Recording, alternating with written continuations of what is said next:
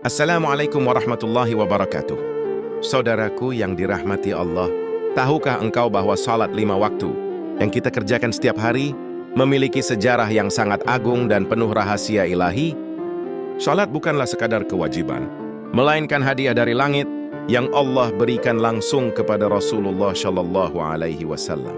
Pada malam Isra dan Mi'raj, malam ketika beliau diperjalankan menembus langit dan menerima perintah yang menjadi tiang agama ini. Dalam video kali ini, mari kita renungkan sejarah disyariatkannya salat 5 waktu, agar kita tak hanya melaksanakan salat, tapi juga memahami makna dan cinta yang ada di baliknya. Berikut penjelasan sejarah salat 5 waktu secara lengkap, mencakup asal mula, peristiwa pensyariatan, urutan waktunya, dan dalil-dalil pendukungnya dari Al-Quran, hadits, dan penjelasan ulama klasik. 1. Awal pensyariatan salat sebelum Isra Mi'raj. Sebelum Nabi Muhammad diangkat menjadi Rasul, beliau telah beribadah kepada Allah dengan cara tahannuts di Gua Hira. Tahannuts adalah kegiatan menyendiri untuk beribadah dan bermeditasi kepada Allah, menjauh dari keramaian dan perbuatan syirik masyarakat jahiliyah pada masa itu. Setelah diangkat menjadi Rasul, salat sudah ada tetapi belum diwajibkan 5 waktu.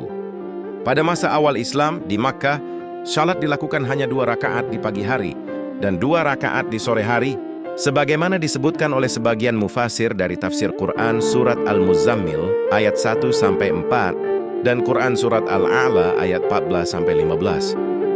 Qad aflaha man tazakka wa dzakara isma rabbih fasalla. Sungguh beruntung orang yang menyucikan diri dengan beriman dan mengingat nama Tuhannya lalu dia salat. Beberapa riwayat menyebut Rasulullah Shallallahu Alaihi Wasallam dan para sahabat dahulu salat 2 rakaat di awal siang dan 2 rakaat di akhir siang sebelum Isra Mi'raj.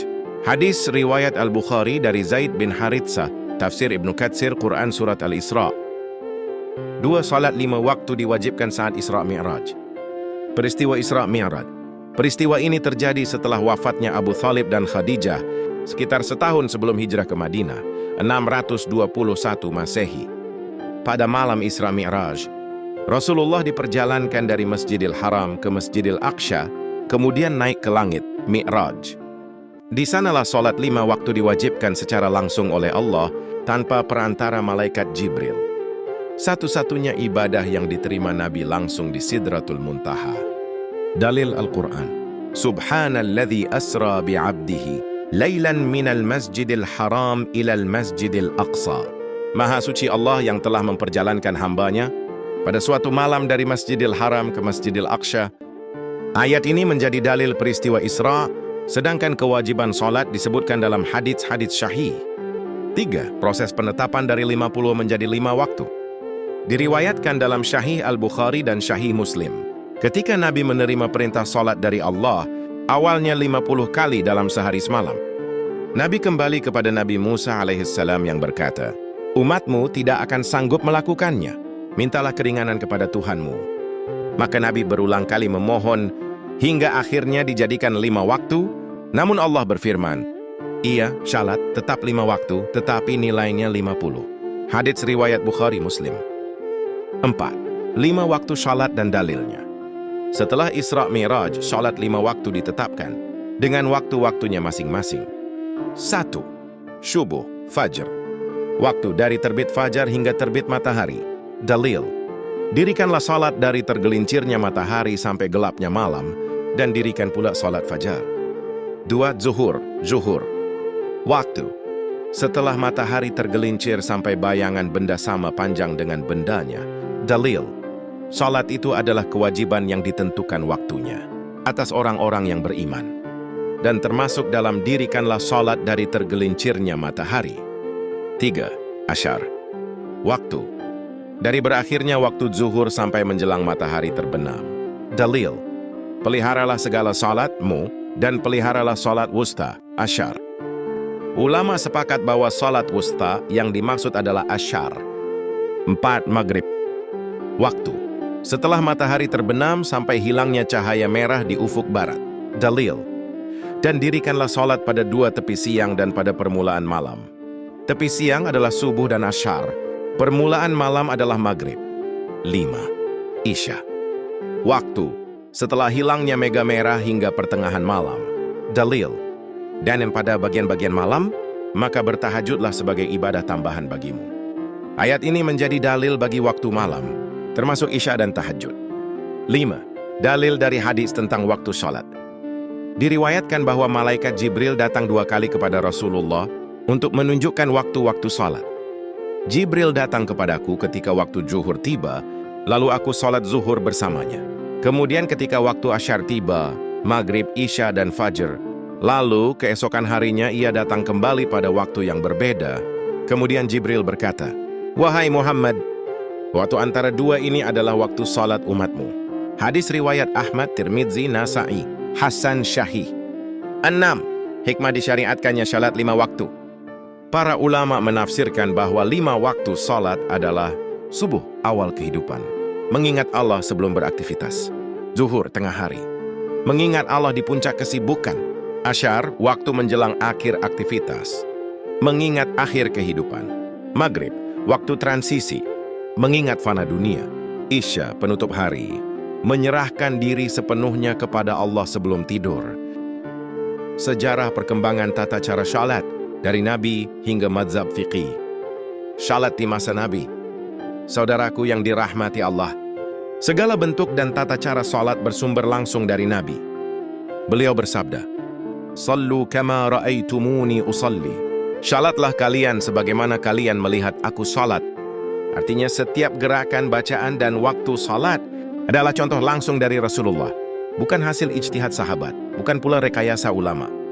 Salat adalah warisan Nabi yang paling otentik, diturunkan melalui pandangan mata dan hati para sahabat, yang melihat beliau setiap hari berdiri di hadapan Allah. Struktur dan gerakan salat di masa Nabi.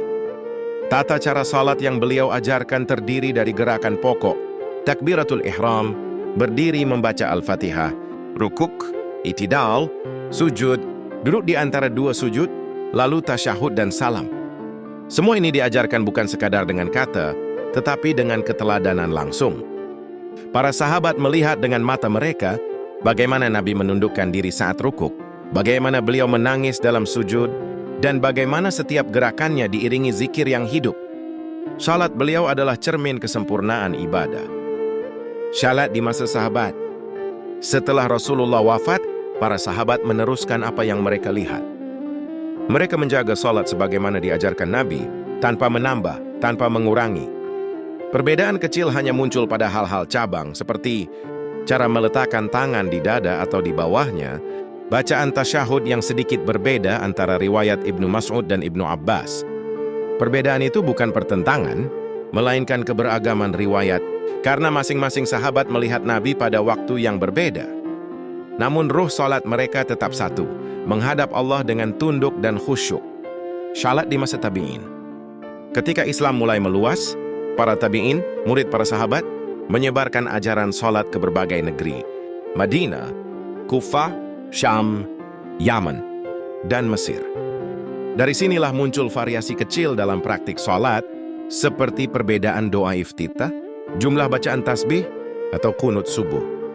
Namun semuanya tetap bersumber dari hadis-hadis syahih, bukan hasil rekaan, melainkan warisan dari sanad yang berbeda. Keanekaragaman ini justru menunjukkan kaya dan luasnya warisan Rasulullah Shallallahu Alaihi Wasallam. Salat dalam 4 mazhab fiqih. Ketika fiqih Islam mulai dikodifikasi pada abad kedua Hijriyah, muncullah 4 mazhab besar: Hanafi, Maliki, Syafi'i, dan Hambali. Masing-masing menafsirkan tata cara salat berdasarkan riwayat yang sampai kepada mereka. Ada yang meletakkan tangan di bawah pusar, ada pula yang di dada, ada yang membaca kunut subuh, ada juga yang tidak. Namun seluruhnya sepakat pada inti yang sama. 5 waktu salat, rukun-rukunnya, wudunya, dan arah kiblatnya. Perbedaan mereka hanyalah warna dalam satu lukisan ibadah yang justru memperkaya keindahan Islam. Dalil-dalil umum tentang salat. Al-Quran berulang kali memerintahkan, dirikanlah salat dan tunaikanlah zakat, dan rukuklah bersama orang-orang yang rukuk. Dirikanlah salat untuk mengingatku. Dan Rasulullah bersabda, apabila kamu berdiri untuk salat, maka sempurnakanlah wudumu, lalu menghadaplah ke kiblat dan bertakbirlah. Hadis riwayat Muslim. penyebaran dan pelestarian salat. Seiring berjalannya waktu, salat menjadi identitas seluruh umat Islam. Ulama menulis kitab-kitab fiqih besar seperti Al-Muwatta karya Imam Malik, Al-Karya Imam Syafi'i, Al-Mabsuth karya Imam Abu Hanifah, dan Al-Mughni karya Ibnu Qudamah.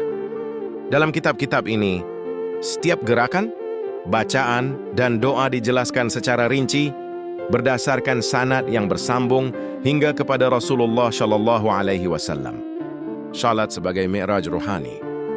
Namun di atas semua itu, para ulama sufi mengingatkan bahwa hakikat salat bukan pada bentuknya saja, melainkan pada kehadiran hati. Imam Al-Ghazali berkata dalam Ihya Ulumuddin, hakikat salat adalah hadirnya hati di hadapan Allah. Siapa yang salat tanpa hadir hati, ia hanya menjalankan bentuk tanpa ruh. Dan Syekh Abdul Qadir Al-Jailani berkata dalam Futuhul Ghaib, salat adalah mi'raj bagi hati yang mengenal Tuhannya. Di dalamnya seorang hamba naik dari dunia menuju hadirat Rabb-Nya. Maka wahai saudaraku, salat bukan sekadar kewajiban harian, tetapi jejak perjalanan para nabi, para sahabat dan para ulama dari generasi ke generasi menjaga hubungan antara langit dan bumi. Setiap kali engkau mengangkat tangan dan mengucap Allahu Akbar, sesungguhnya engkau sedang mengikuti jejak Rasulullah Shallallahu Alaihi Wasallam yang naik menuju hadirat Allah pada malam Isra dan Mi'raj.